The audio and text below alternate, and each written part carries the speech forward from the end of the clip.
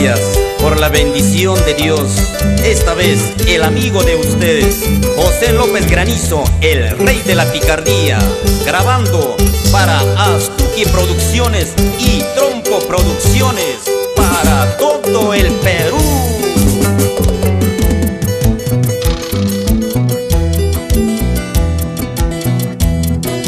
Yo tengo mi vecinita que tiene su lote, en su propio lote tiene su huertita, tiene su oreganito, ruda y culantro, a veces va marchitando por falta de riego.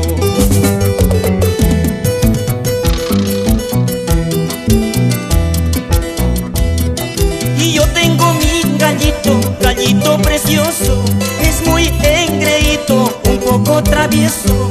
Se fue a la huertita un pequeño descuido, se lo picó el culantro de mi vecinita.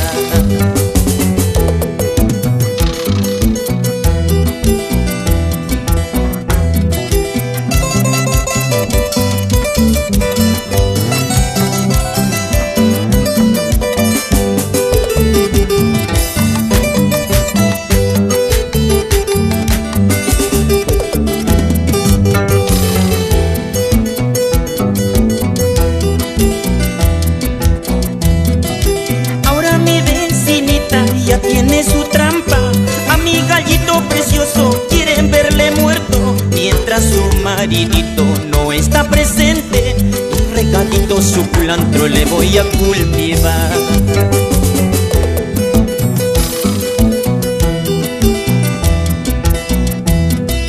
Vecina, vecinita, ya no pongas más trampas, por favor no lo maltrates a mi gallito precioso.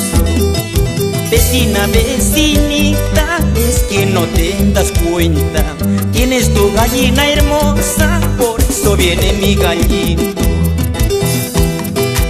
Enjauladito lo voy a tener a mi gallito precioso.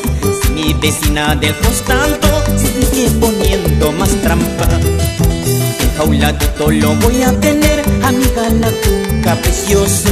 Si mi vecina del costado sigue poniendo más trampa.